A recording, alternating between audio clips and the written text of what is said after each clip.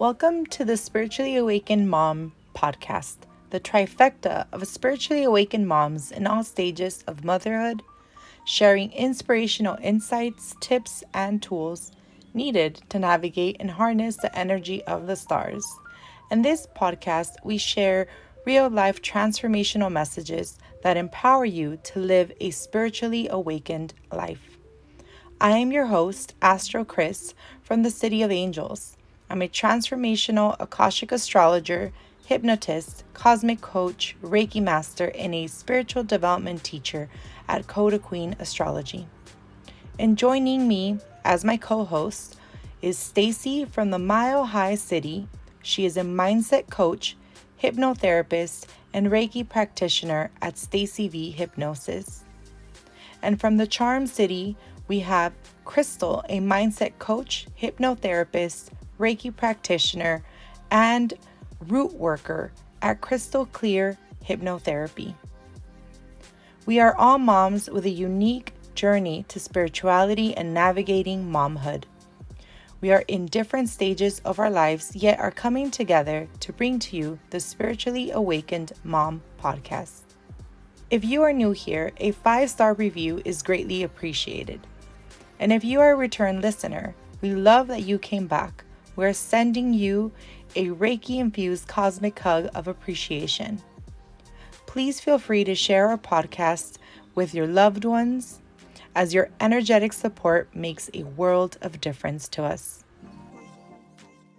Today, we're going to be talking about Venus in Virgo, a paradigm shift.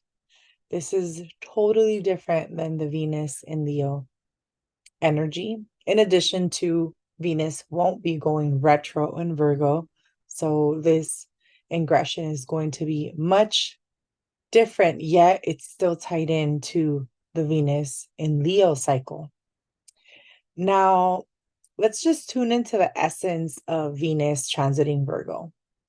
This is more than a change of zodiac scenery. This is Venus moving into the 12th house from her ruling sign of Libra. Because Venus rules Libra. So this marks a pivotal point in the Venus cycle as Venus re-energizes as it connects to the energy of Libra. And Virgo comes before Libra. So this is the 12th position or the hidden house from the perspective of Libra. And that means that Venus right here is unlocking something subconsciously, something spiritual, and it's ready to transcend because it's transiting the 12th house from the place it naturally rules, from her kingdom.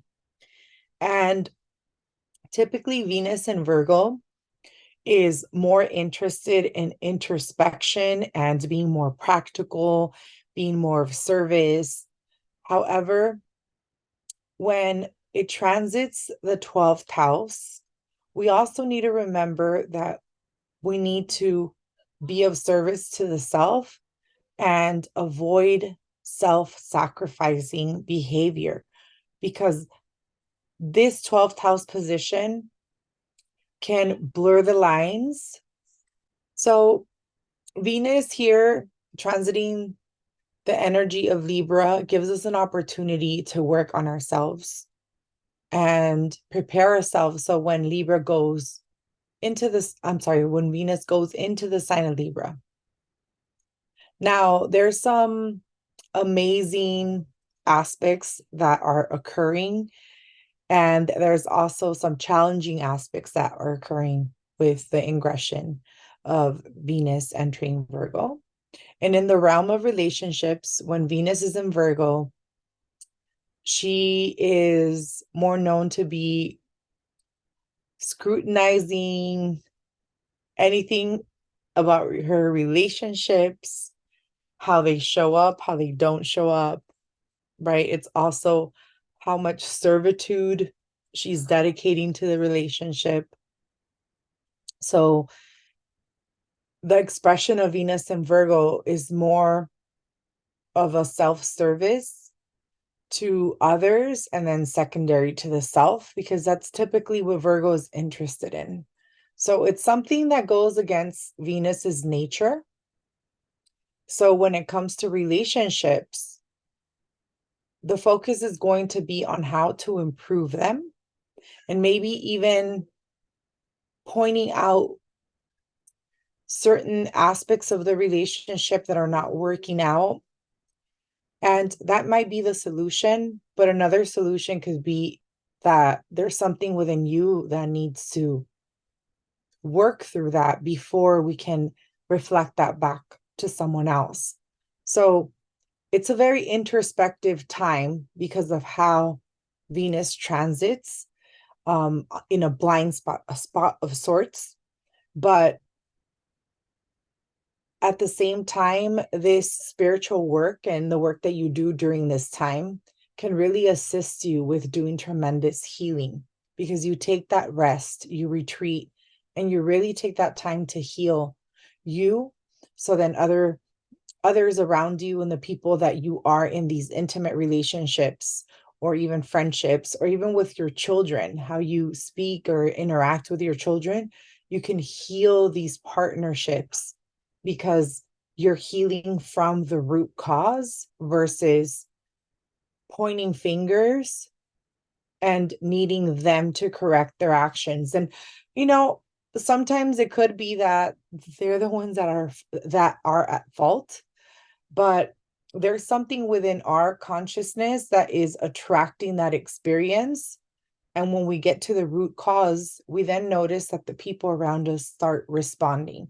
And there's many ways how they can respond. They can improve their behavior, they can change their behavior, because now they're responding to a new you, a new energetic aura, a new expression of you. However, there's times that they don't respond to you that way and they actually vanish from your life. And that's also a response, because energetically you were done with that. So this would be known more as a closing of a karmic cycle. And from the Libra perspective to the transit of Venus and Virgo, this is a close of a karmic cycle.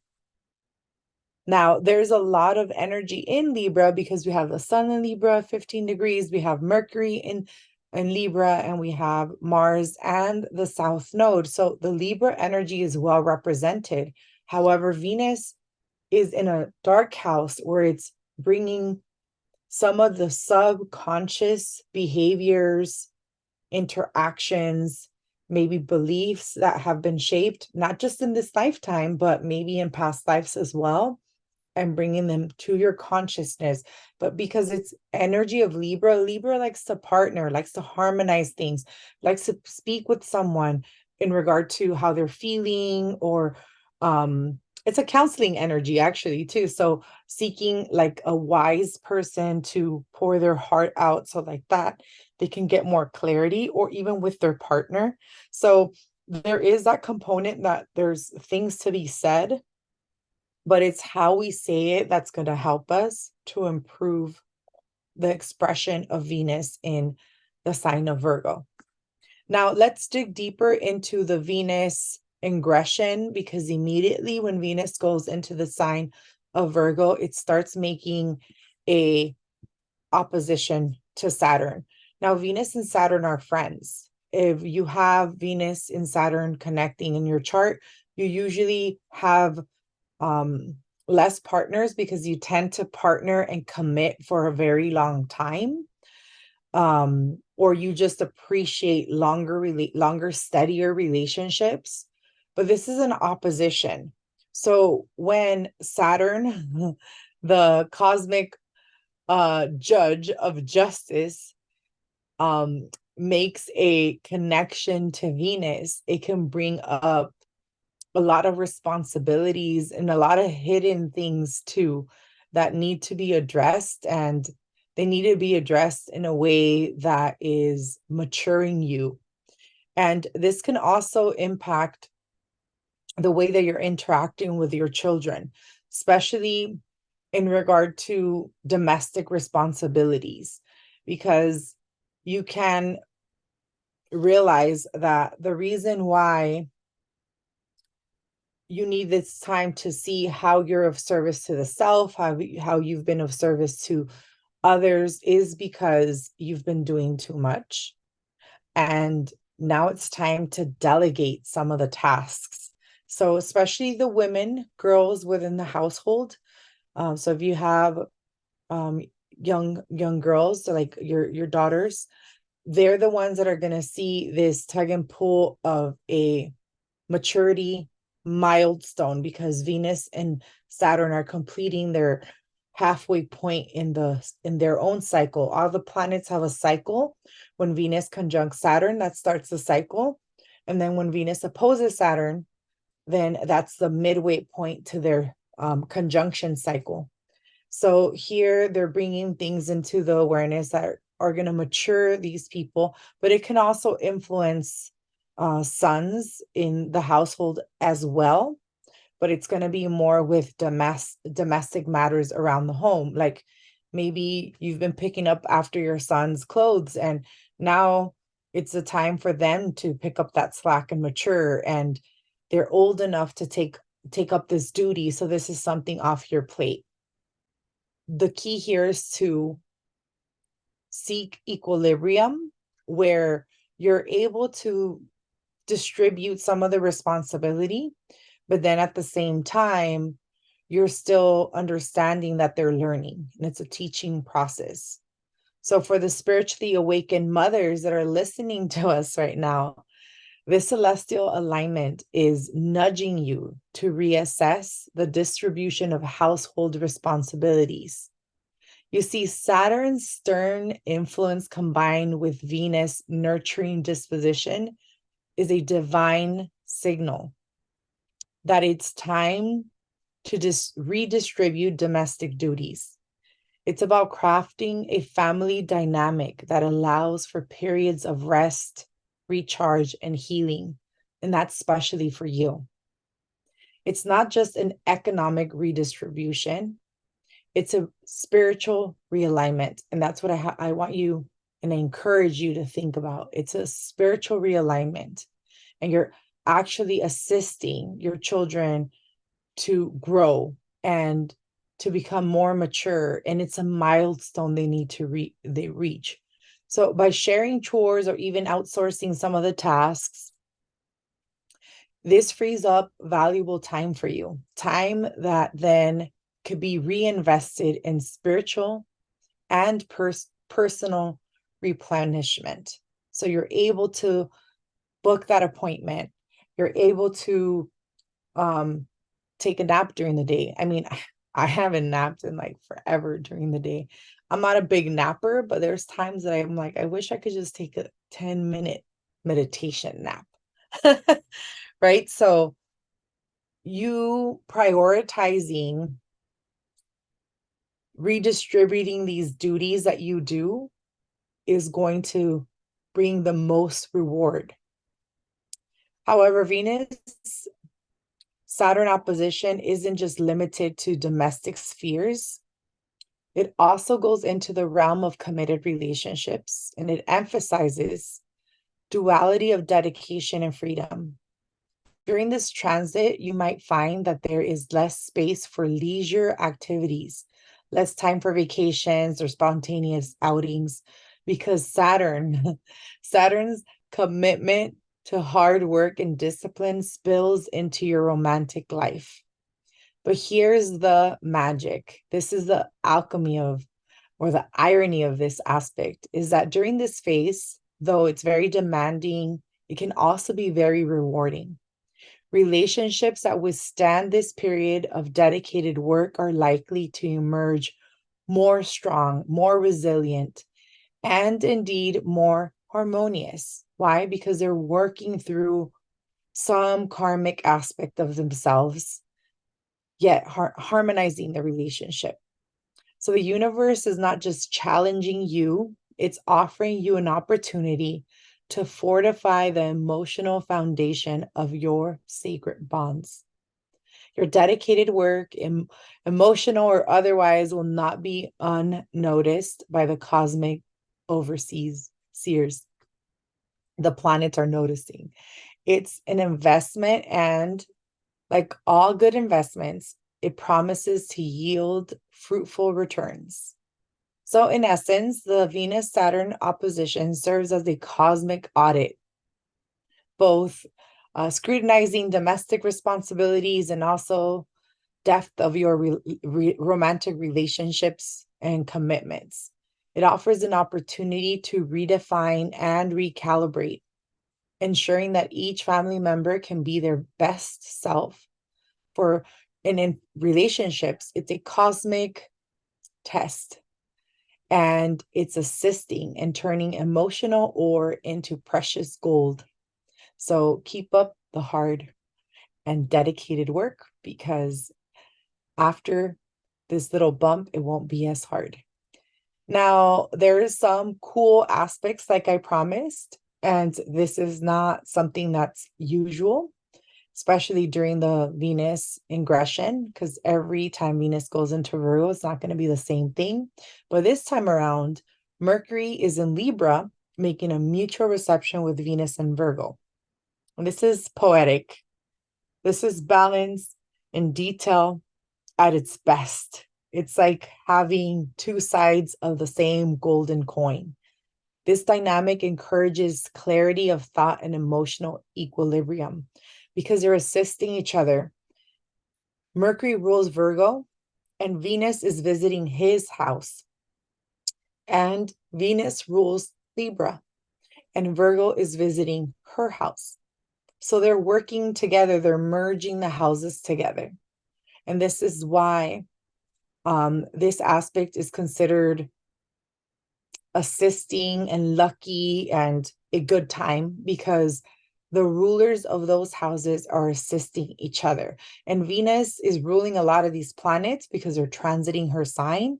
So she has say over how her guests are acting and behaving in the sign of Libra. So we have Mercury, the Sun, Pallas Athena, the South Node, and Mars. And because she is in mutual reception with Mercury, she actually makes this day pretty pleasant for these planets. So that's why it's a great aspect. So during this time, based on this aspect, it invites you to make more detailed plans that are focused on your self-care, your sacred rituals, and also transforming activities that may not feel as sacred, and really honoring them as something that you create because it's your ritual. So whatever that is, you have a ritual to cut your hair every 2 months. You have a ritual to go get a massage monthly. You have a ritual to just take a nap once a week. That is sacred to you. So you really honoring that as sacred, that will assist you in prioritizing your needs, because that is the time that you consider sacred. And it could be something else, maybe going out to dinner with your girlfriends or going out dancing, whatever it is. But these acts that bring you so much joy need to be labeled in your consciousness as sacred. And this is how you start building a sacred astrological practice that becomes ritualistic and helps you with the quality of life. If we see that our day-to-day life has more positive things that we look forward to, we enrich our lives. So it's a very beautiful time to start shifting the focus and finding little golden nuggets throughout your day that are going to bring that peace and that harmony, that your life is more enriched than stressed, or not enough time for you, or there's always something to do. During Venus entering Virgo season, we also have the moon in Leo. And this moon in Leo is reminding us of the Venus retrograde journey in that fiery sign of fixed fire, because when Venus went retro, it was at 12 degrees in Leo, 12:12 actually. And this moon happens to be at 12:45. So a lot of the things that we work through during the Venus Leo cycle are coming to fruition at this point. From from the perspective of Venus in Virgo, if we look at the Venus retro cycle as the first house, Virgo would be the second house, and that would be considered the crescent phase, the growing phase of the cycle. And in manifesting or in setting rituals and manifesting with moon, we use the new moon and the crescent phase to bring in new things into our lives. So the moon is actually triggering that point and saying, what work did you do during this time? What did you learn? What did you like? What did you not like? So it's taking tabs and then calling you to move forward, because at this point, the moon is moving forward. Eventually, it reaches Venus, makes a conjunction, and it completes a cycle with Venus. So it wants to move forward and change the script and really finish that Venus in Leo ingression or retrograde period with a bang as Venus continues to transit the sign of Virgo. So we complete a cosmic circle. And by returning to the self, replenishing our spirit, and emerging on just concentrating on our goals, putting us first, that is where we find the most satisfaction. Now, the other aspect that I wanted to bring up is the sun at 15 degrees. So yes, we're entering eclipse season. This entry of Venus and Virgo happens before an eclipse, about a week before. And the sun is now entering something called the Via Combusta. This is a term that's used in Hellenistic astrology. And between 15 degrees of Leo through 15 degrees of Scorpio, it is said that any planet transiting that point or that pivotal area of the chart is in the Via Combusta, and it's like the lane of fire. And this is a journey that assists us in really transforming, but it can challenge you. It can challenge you in a way that you feel that you worked very hard or very dedicated and you're not seeing the merits. Or maybe you feel like you spent so many years in a certain relationship and you don't see the reason to continue. So it starts bringing all these doubts, and especially as the sun transits this point, but we're having a lot of planets trigger it. Eventually Mercury will be in the Via Combusta. Mars is just finishing it. So we should have already kind of started boiling at that point with all these things coming up in regard to relationships and also friendships, or partnerships with women that can also come up because Libra rules that as well.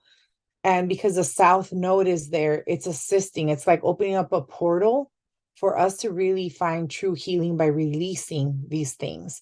But when we are getting these epiphanies or having this come into our awareness, that's when it can become a little bit challenging, because now we're realizing certain patterns and certain things that are occurring that are not serving us anymore.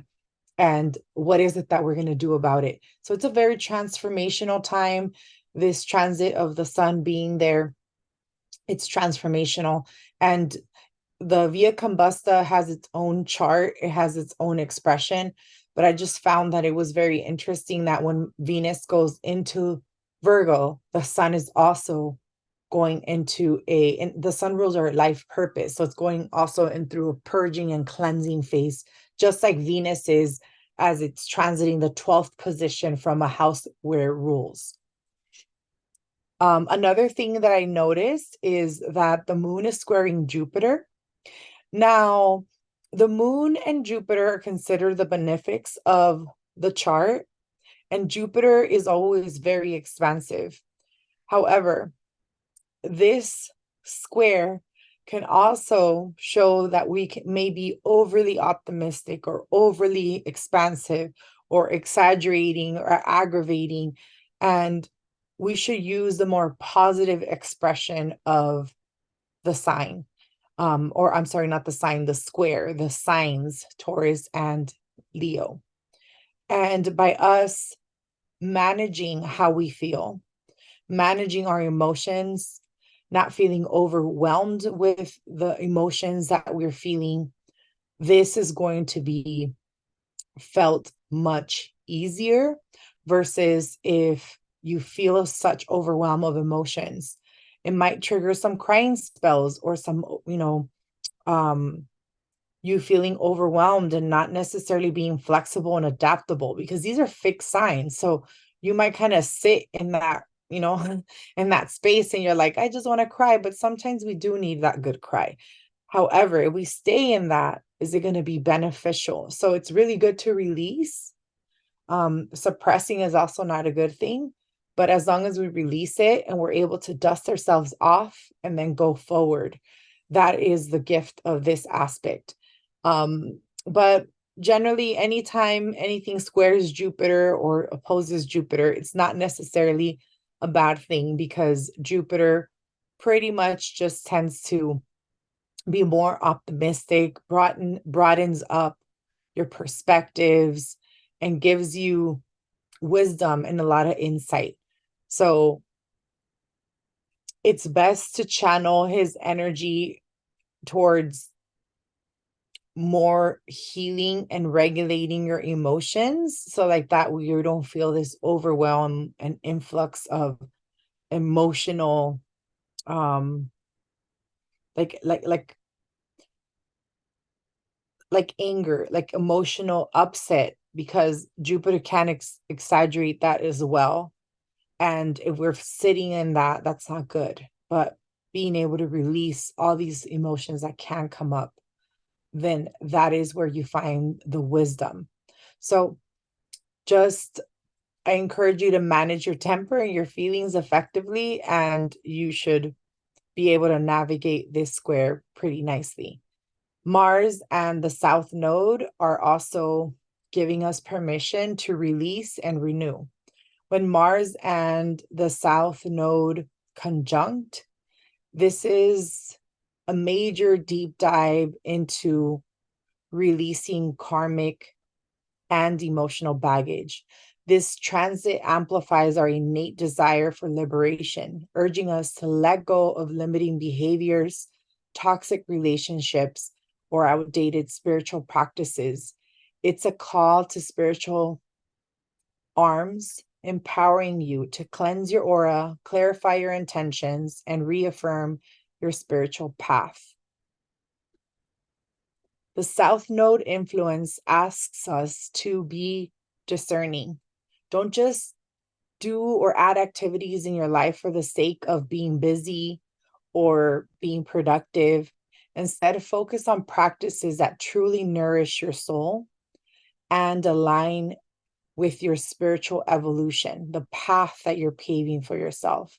This transit is not about being efficient or taking efficient action. It's about higher purpose, urging you to be both a spiritual warrior and a mindful healer, because ultimately we're cutting out things that don't serve us.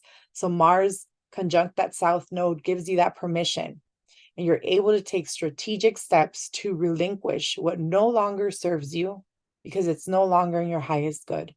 It's a chance to re-energize your sacred rituals, but it's also a very profound opportunity to cleanse, reset, and align with your soul's purpose. So, my beautiful spiritually awakened moms, as Venus gracefully transits to the discerning and analytical landscape of Virgo, remember that it is not just a transit, that it's a spiritual transformation. And we are aligning our soul and our purpose to the best and highest good of all.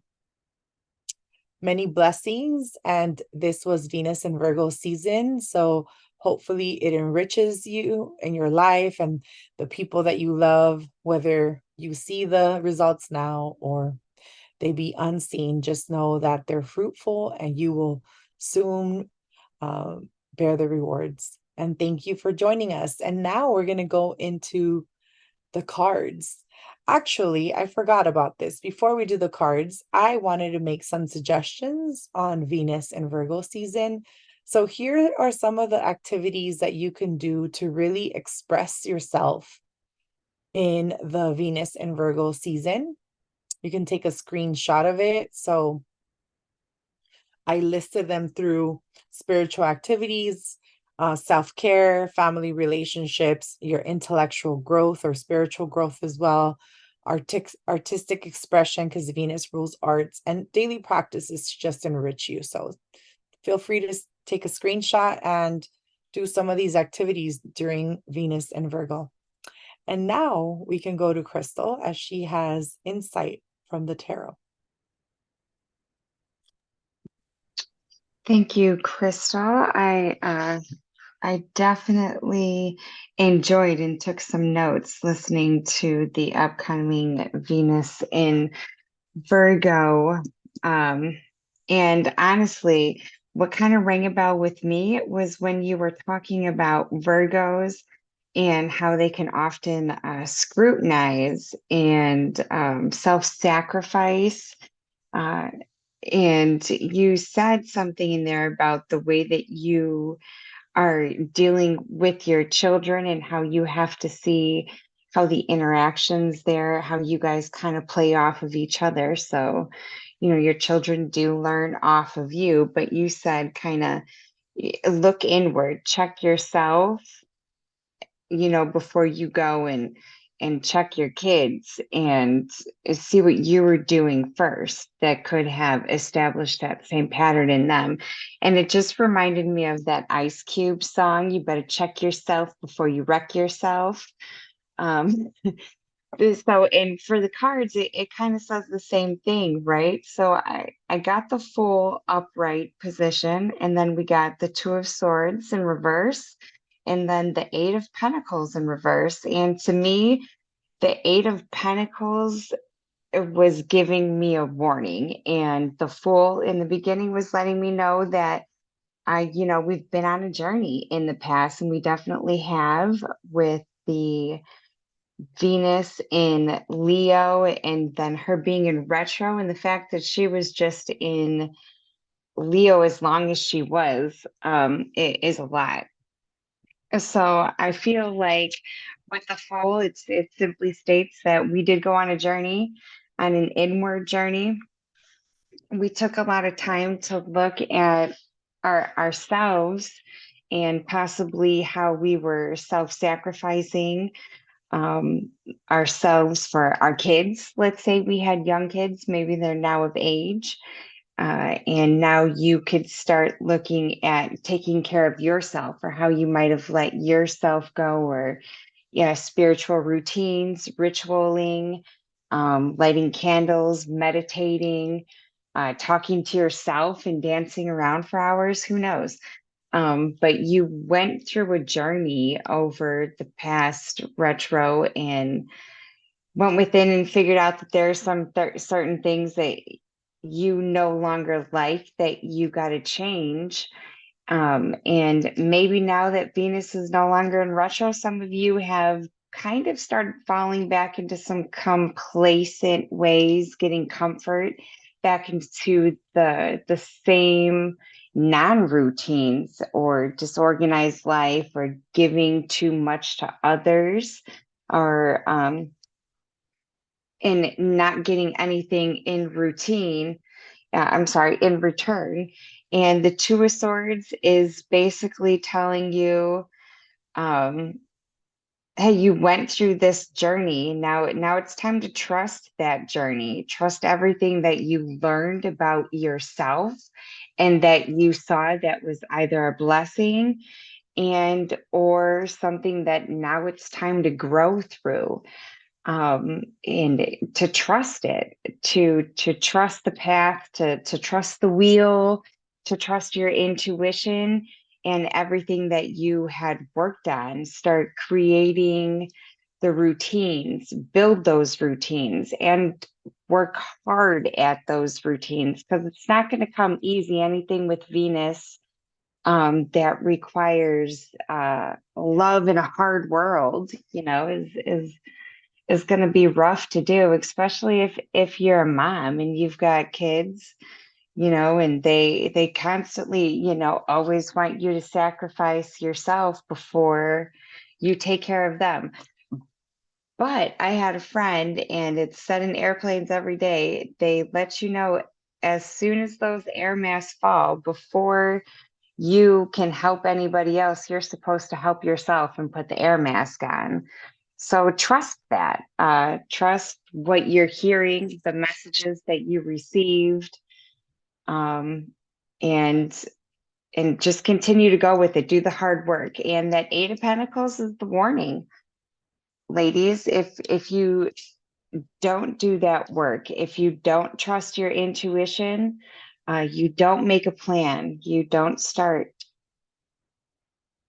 following your time management skills, doing the routine, doing a calendar. I started writing things down again.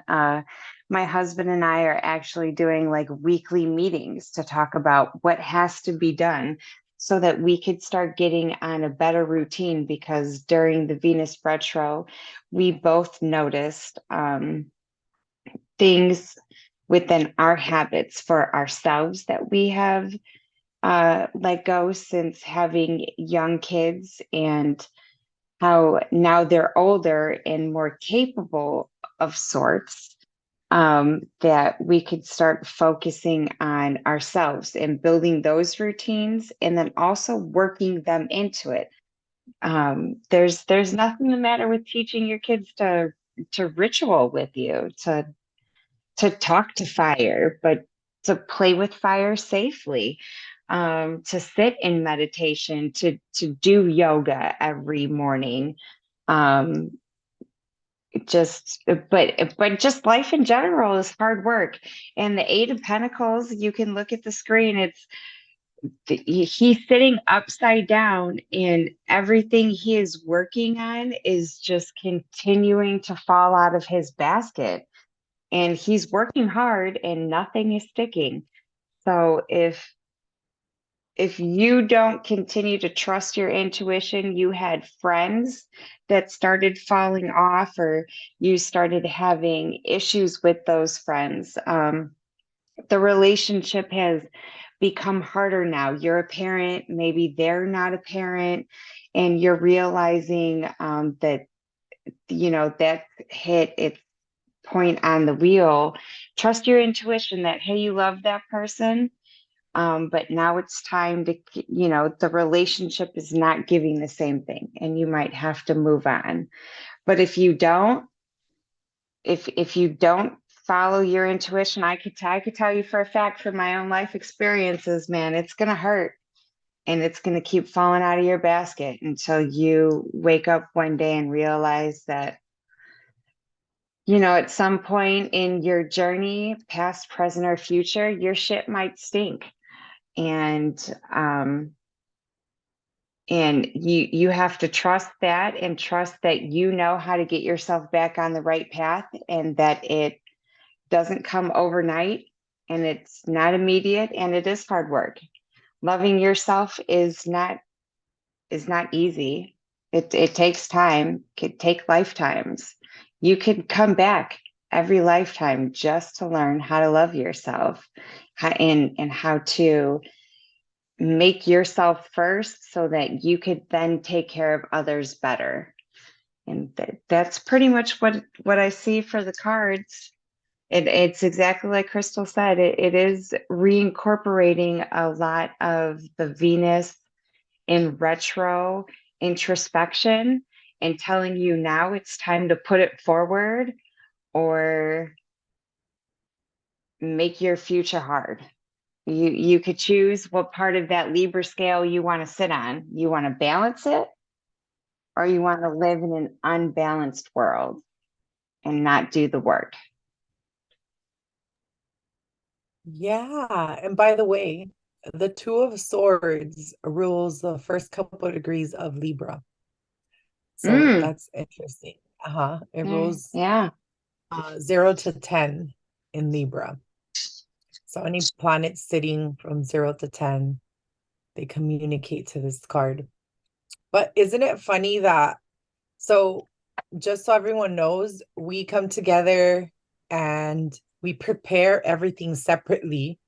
So all of us delegated tasks and we focus on different things and we don't really talk about what it is we're going to talk about here. And the cards that you pulled pretty much just reinforced everything that I had mentioned about the astrology. So I always find that fascinating, that no matter what, like it just, you get the same message, whether it's through astrology, tarot, or going into a very deep meditation and finding the answers within you. These things will come up at the time that they need to come up. So No, it's true because when I first saw the cards, I was kind of like, I don't know about the last two, but I was like, no, this is a warning. This is straight telling me there's a warning. You did a journey and now you're not trusting it. And if you don't, this is gonna hurt. So it's yeah. Oh yeah, that it's speaks a lot to funny. me too. That speaks a lot to me too on um the uh the light language healing that I just Oh had. It's just yeah. like a big old smack in the face. You know, you did this journey. And like this week for me especially is kind of turning out to be like, well, now you need to trust it and trust that what you're feeling is actually true. Mm-hmm. Trust your intuition. Mm-hmm. Don't doubt what you feel. Oh yeah, And because just like, it's been months of like, no, no, no. That's not really happening. No. yeah, yeah. And that's funny that you say months because Venus was retro in Leo for months. Oh yeah. Mm-hmm. Mm-hmm. Mm-hmm. And now it's like we're ready, right? We're ready to close all that up, change the cycle. We're still pretty much transforming and purging, but it's more in our awareness. And I think when we are more stuck in the subconscious, that's harder because we're trying to figure out what we're feeling, what we're intuiting. And once we can bring it into our awareness, we're more sure of it. And even when we're not completely sure, we're then using that Libra scale, like Crystal said, and we're trying to balance it out. Okay, so what does this mean? And you too, Stacey, you're like, I see it. I see the work that I'm doing. So I can't dismiss that. I have to really feel what I'm feeling and really trust what I'm feeling and just know that this is for the right path, like the way that I need to go. And your work won't be in vain. And yeah, I mean, the spiritual journey of healing, very transformative. You Mm-hmm. did a amazing meditation for us that I'm going to be adding at the end of the podcast. Do you want to talk a little bit about it? Oh yeah, this one is kind of just also goes in line with what we're doing. It's a clearing your energy and then calling it back. And um you guys said you went pretty deep. Did you guys have any experiences that you want to talk about when you were listening to it? So yesterday you sent us a link so we can listen to it, and I just had the genius idea to listen to it while I lay down in bed. And I'm going to tell you that your voice is extremely soothing, even though you tend to fluctuate your pitch, right? You soothe me right to sleep. And halfway through it, I know I was like astral traveling somewhere because I woke up this morning and I was like, it started off good and the whole meditation was great. But I'm just saying, I don't remember half of it because I fell asleep. So I finished. I remember I just kind of went back to the last thing I remembered. And then I was listening to it while, like today, I finished the rest of it and I listened to it not being in meditation because I knew you were going to take me right back into it. And even when I was trying my best, I was like getting like dozy. So I really think and you can share your opinion about that. Even if you fall asleep, if you tend to fall asleep during meditations, and I'm not one that really falls asleep unless I'm like really going deep and under, then I'll fall asleep, and it happens very rarely. But even if you do that, your subconscious is still listening. You're still getting the work done. You're still benefiting from the journey. So I just want to put it out there because I have a feeling that the majority of you will probably knock out because Stacey is amazing at taking you through a deep journey, and you can listen to it over and over. So don't be like don't think something's wrong with you. You just go deep. Like that's what happens when hypnotherapists like Crystal and Stacey hypnotize you. That's you're gonna go deep. So that was my only experience, but I can tell you I was extremely relaxed. I've been having a few, I'm not gonna say nightmares, but they're not like the best dreams. They're just weird as fuck. I wake up and I'm like, what the fuck was that? Right. And I had no what the fuck was that dreams. I just woke up and I felt like I slept like a baby. So I think that's positive. Good. But I Good. don't remember like pretty much anything. I don't even remember my dreams. So yeah, that was my experience.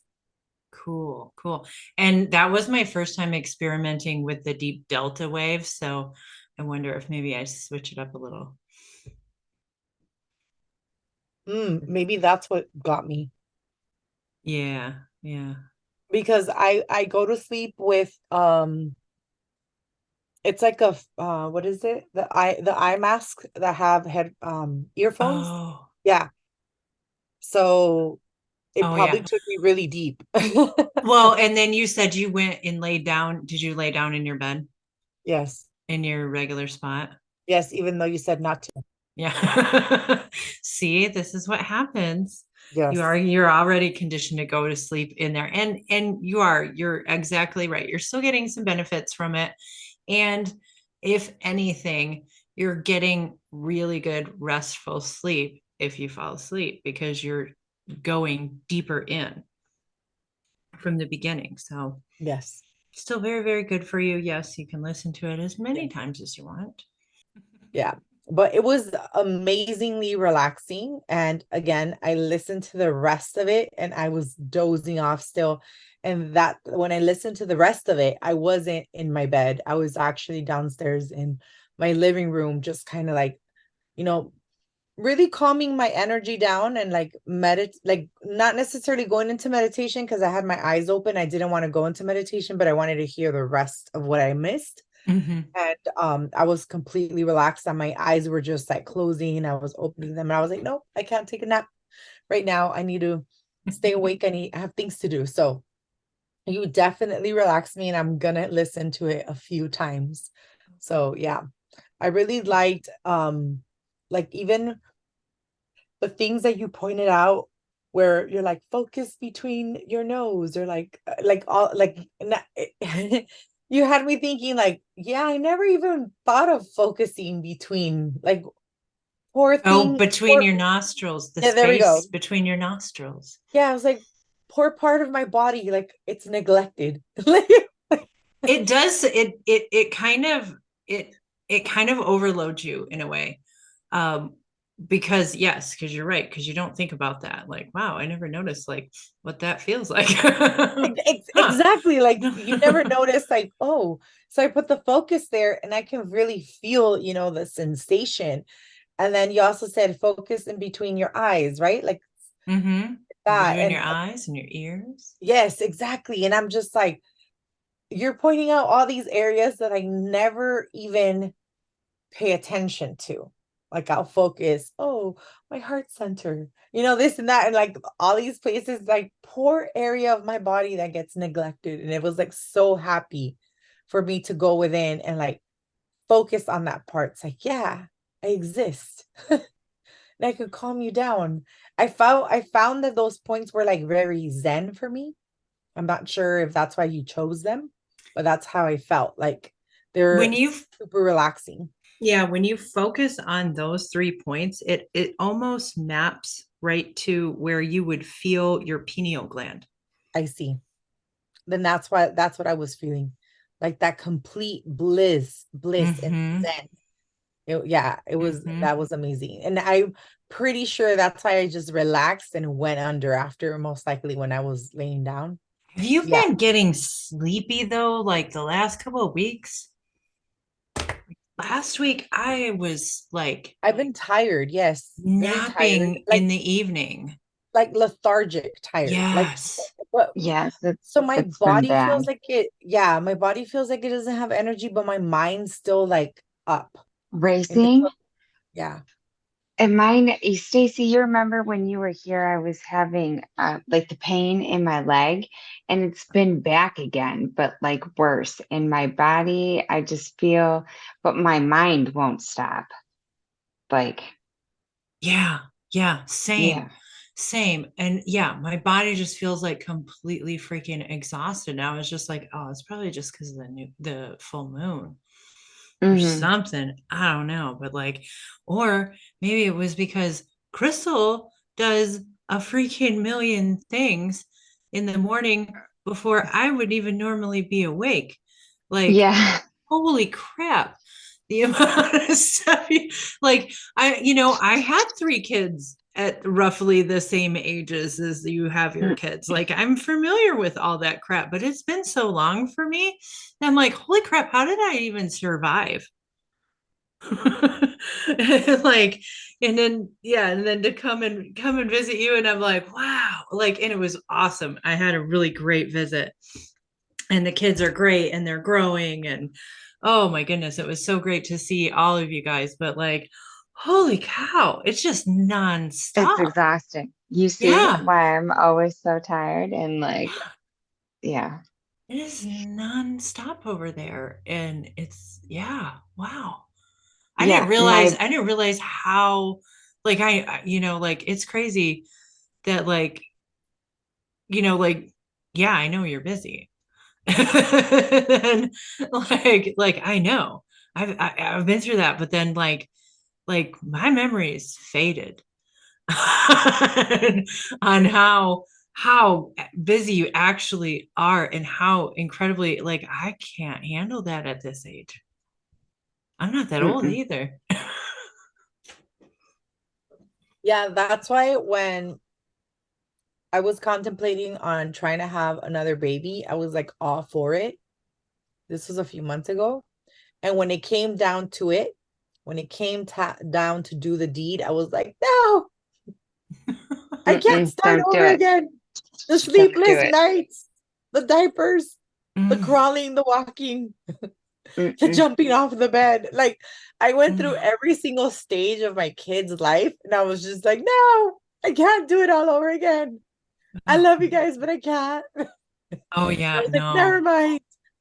And just then he's the like, are we baby still part gonna? alone would He's give like, are we me still a gonna mess around? I'm like, no, no, I'm ovulating. just stay away from me. I'm not taking a chance. I glue my legs shut. Yeah, That's I funny. regret it. We're not doing it. And I'm not that old either, but I'm just, kids are a lot. And my Yeah. kids are at a different stage. So the cool part about all 3 of us is that we have children that are in different stages. So Hmm. Crystal has the youngest kids out of all, both Stacey and I have teenagers. I officially am a mother of 2 teens. My little one just turned 13 a week ago. Oh, yay. So had a preteen and a teen. Now I have 2 teens. And Stacey, you have grown adults, right? Yeah. Yeah. I still have one living with me. She's upstairs cooking dinner right now, and she cleaned the house earlier. So See? yeah, it gets Goals. better. It gets better. Goals. Yeah. Cooking I dinner? Pam is a I she's a left her gem now. home. Yeah, I left her home alone. Well, not alone. She had her Yeah. boyfriend come over and stay with her. And while I was out of town, and I came back, the house was all nice and clean. Everything was decorated for Halloween. And, it's great. It's nice Stacey's having living an the adult life. child. Yeah. Oh, yeah. Definitely living the life right now. The goals. Yeah. So Yeah. I'm almost there. I need like 6, maybe 8 more years to get there, right? Yeah. Either Yeah. that or they Yeah. leave my household and it's empty and it's just me and the hubs, and that's still a relief because I'm not gonna be picking up over, like on like their dirty clothes or things like that. So either way, whether they stay or they don't stay, they're gonna do way more. And then I'm like starting over again. Whew. So I I'm don't not know. ready for mine to go yet. Yeah. Like Oh, yeah, I'm definitely not ready for that because I'd just be me by myself. And, like there's only so much talking you can do with yourself before it gets crazy. So I do need to have like that one person, especially because I'm home all the yeah. time. Yeah. I don't really go out. I work from home. I'm like a little hermit right now. And that's the stage we're in our spiritual development is we're in that go within stage, and it's definitely nice to be able to just, you know, live my day. I have a nice pair of pajamas that I wear while I'm working. I get dressed in my nice pajamas and, Your and go silk down. pajamas. Yeah. Oh, yeah. No, well, they're not silk, but they're like, I could go to the grocery store in them and not look like I'm wearing pajamas. Ooh, nice. Nice. Just a nice lounge outfit. Ooh, love it. Love Yeah. it, love it, love it. Well, I hope we brought some insight to everyone in regard to Virgo, Venus and Virgo season. And if you resonated with anything on the podcast, don't forget to subscribe, like, and let us know what's your journey. What have you been experiencing? Comment below. We respond to any of the comments. Um, we'll give our Ooh, share insider some of your opinion. new rituals that you're starting, or Mm. routines along with ritualing, or what you've incorporated your kids into. That's always fun. I like to see what other spiritually awakened moms are doing with their kids that will help me as well. I'm always Yes. looking for ideas. Yes, and we can definitely look into highlighting some of those comments. So feel free to comment, and then maybe we can even talk about any of that or suggest any topics that you would like us to cover. You have 3 hypnotherapists here, and we all have other specialties as well. We have Reiki, we have root work, we have astrology, we have tarot. So we can Handwriting definitely analysis. utilize our skills Hmm. Hmm. and handwriting. And handwriting analysis. I don't know how that will work on a podcast, but it's definitely interesting. Yeah, we can definitely maybe you can talk later about when we get into the hand signs, which is Gemini. So it could be later. Yeah. All Well, right. this was You amazing. Thank you, ladies. Thank you. And I hope you all enjoy the meditation. And maybe the next time we meet, we have Crystal do one for us, or we'll change things up. Every time Yeah. that we do one of these, we do different things. Last time we did like a free-flowing conversation. This time we are brought to you individualized insights. So stay tuned. And again, if you like what we talked about, don't forget to follow, like, and also share this with other moms. Thank you so much. please Thank you, Thank have ladies. a you. good night. Before we begin, I just wanted to give you guys a special note. Please do not listen to this meditation if you're driving or operating heavy machinery. Also, important to note that when choosing a place to meditate or enter into a trance state, it is best to avoid any place that you normally need to be awake and alert. So, avoiding places that like the driver's seat of your car, even if you're not driving, or the chair you work in. If your car is the quietest place, just sit in the back seat. Or if your office is best, use a different chair. It's also best to avoid places where you're conditioned to sleep, like the side of your bed. or if your bedroom is the quietest place for you to meditate, just opt to lay oriented in a different way than how you normally sleep, like along the foot of the bed. Also, people often ask me if they can do protection rituals or use candles or crystals to aid them in their journey. I always encourage my clients to do what makes them feel comfortable and to do what they believe will give them the best results. In this meditation, we will be focusing on cleansing and calling back your energy. So please feel free to stop the recording and get set up if you need to. You can also call in your guides, angels, whatever you feel. And with that, we'll begin.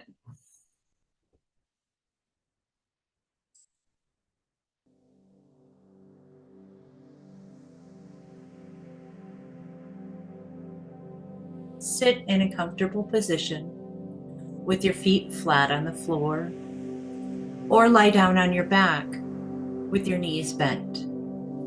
You can place a pillow underneath your knees for support, and place your hands gently in your lap with palms facing up.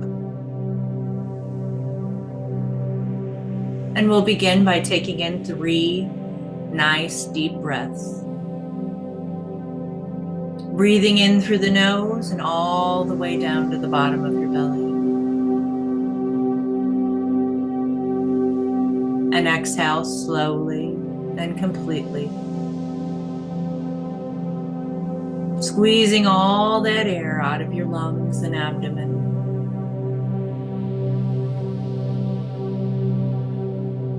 Allowing more space for new, fresh air to enter.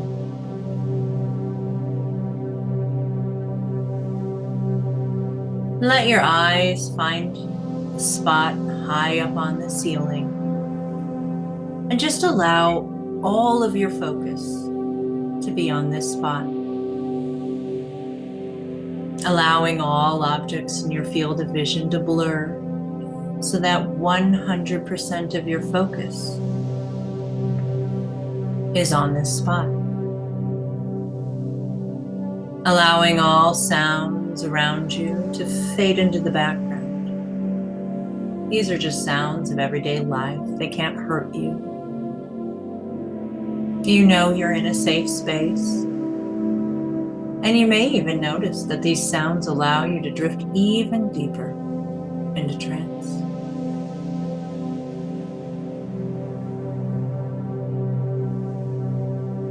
Noticing your breathing, getting deeper with each breath you take.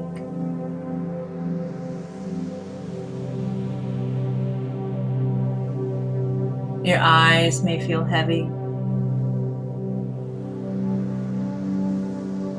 and you may even feel the sensation to blink as you continue to focus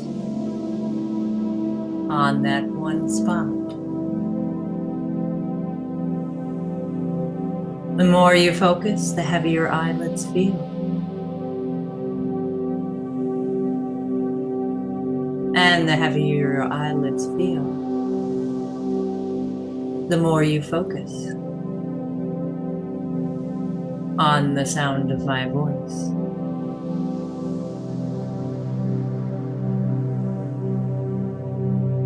And if it feels better to close your eyes, just allow them to close. Feeling those eyelids getting heavier and heavier.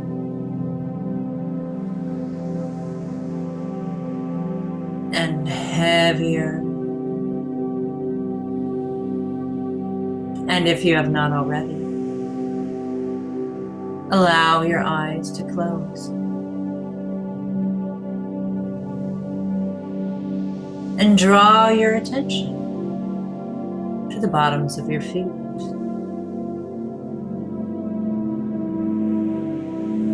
And really notice all that energy you are feeling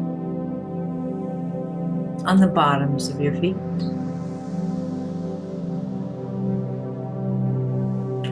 Feeling that energy flowing down from your feet, down through the floor, down through the ground, like roots.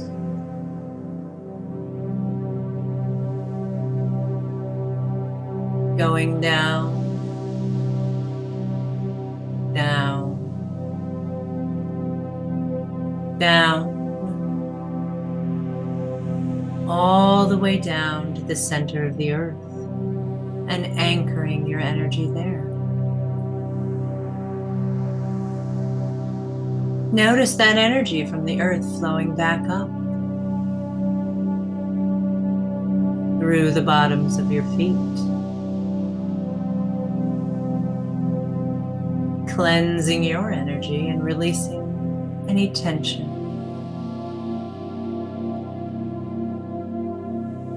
Allowing that energy to flow up through your ankles and your calves. And through your knees.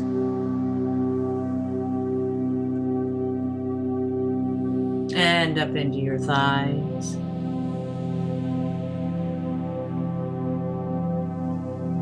And hips.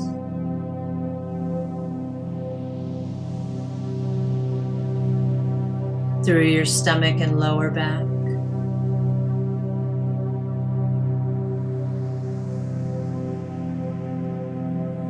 Through your chest and upper back.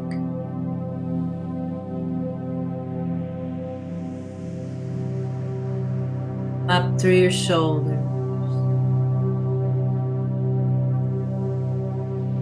And down the arms and your hands. And out through your fingertips.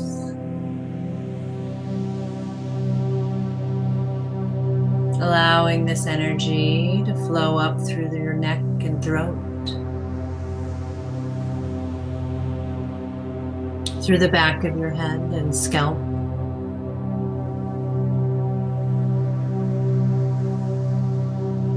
And down your forehead and temples.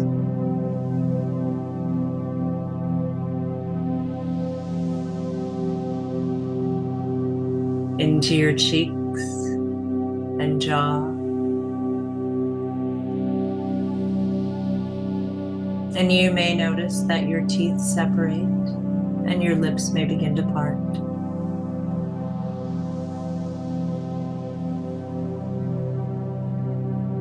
Now imagine this energy,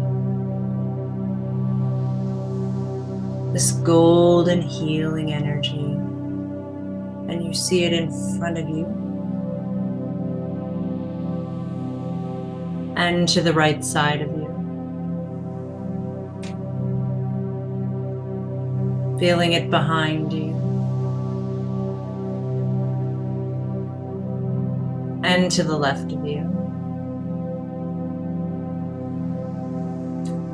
Noticing it above you and below you. Are completely surrounded and saturated in this golden healing energy.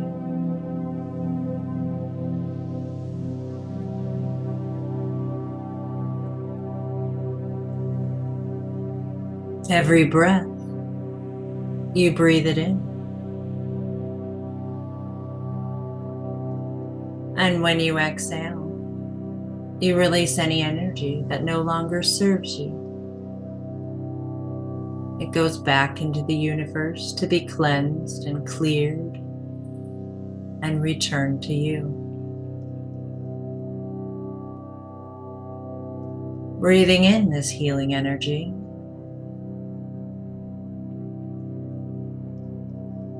Allowing it to enter through the lungs and into your bloodstream.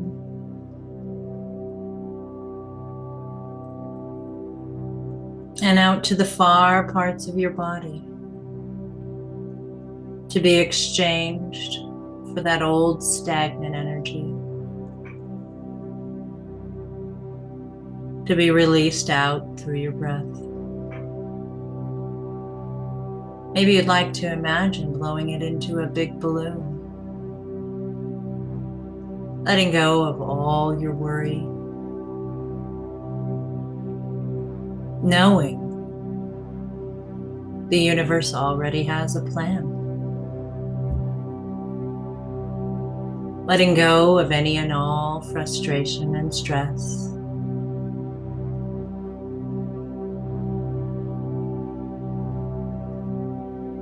Knowing the universe is working for you. Letting go of any and all sorrow. Knowing that you are so deeply loved by the universe. And when that balloon is full, cut that energetic cord and release it. Watch that balloon raise up into the sky.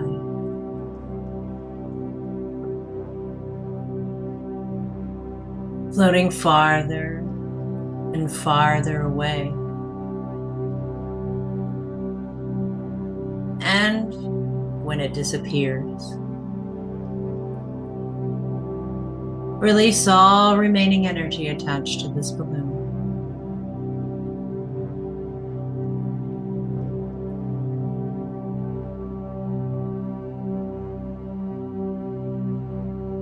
Letting it go.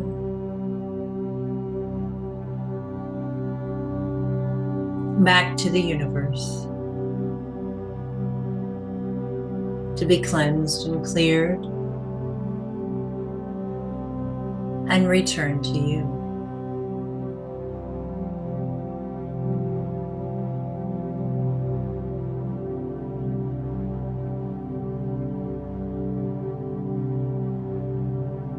Drawing your attention now to the space between your nostrils.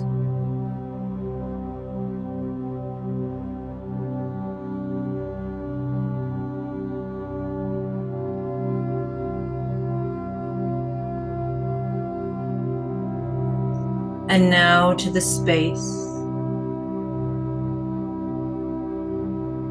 between your ears.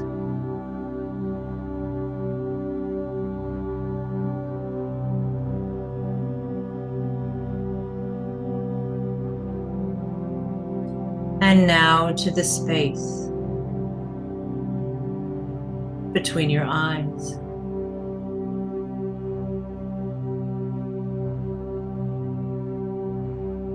And now imagining you are comfortably floating in space.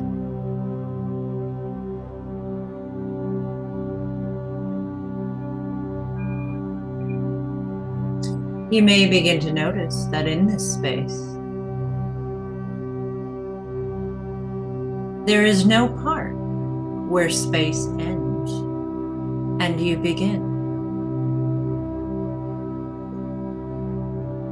And likewise, there is no part where you end and space begins. You are simply one with the universe. And all you know, it knows. And all it knows, you know. And you know the power of the words, I am, and I wonder. These simple words are the most powerful words you can use to be fully manifesting in your power. No one else can use these words for you. Only you hold this power. And when we use these words, we signal the universe to match and return this energy to us.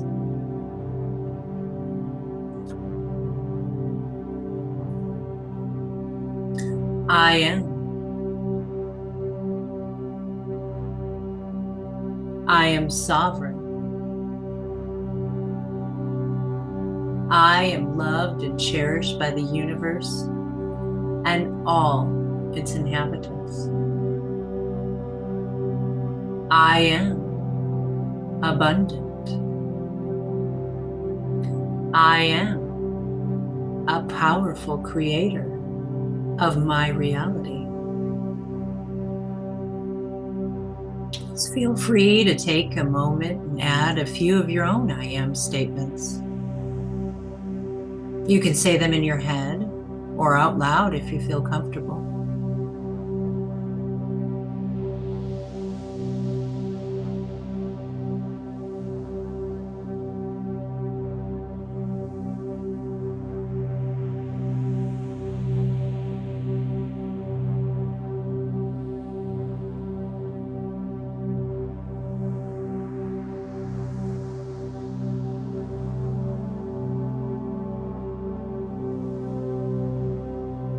Good. And now, I wonder, the two most powerful words you can use to stay in your power. When we say, I wonder, it allows us to release the false feeling of powerlessness and connects us directly to Divine Source. I wonder.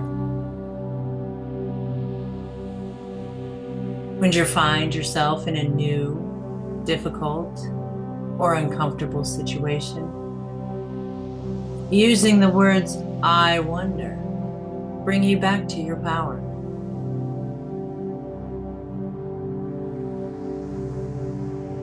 I wonder what would happen if I approached this situation differently. I wonder what the universe is teaching me now.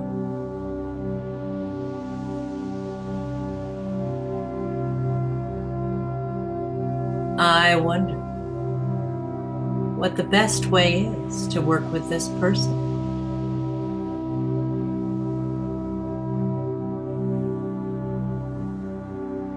I wonder what amazing things will start happening in my life.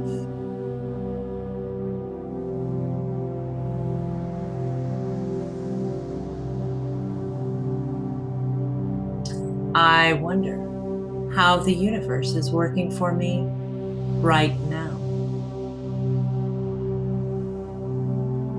And as you embark on this new path in your life, I wonder what new adventures I will experience.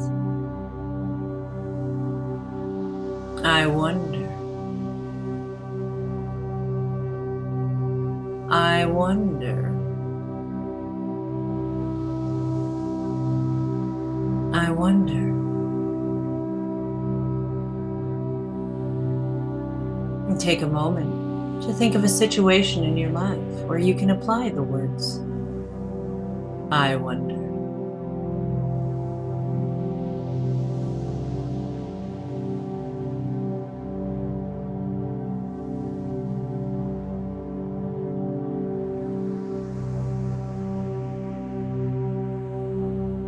And I wonder how saying the words, I wonder, feels in your body.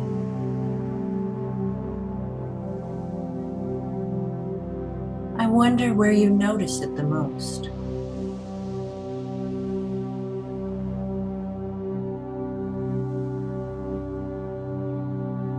I wonder what new thoughts and ideas come up in your mind when you begin to wonder. I wonder what new and amazing things await you in your journey. And now, bringing you back into your space, and into your body, remembering what room you are in and what time of day it is.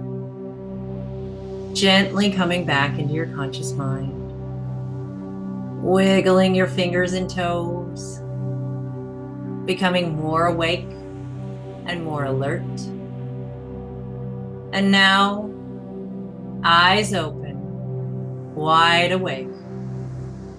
Eyes open, wide awake. Welcome back. If you would like, you can take a few moments to journal about this experience.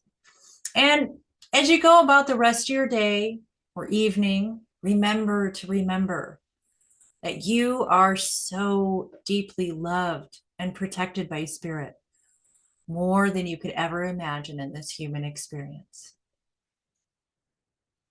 Thank you. If you like what you're hearing and you would like to hear more, please remember to like and subscribe. We would also love to hear about your experience in the comments, so don't be shy. Until next time, beautiful souls.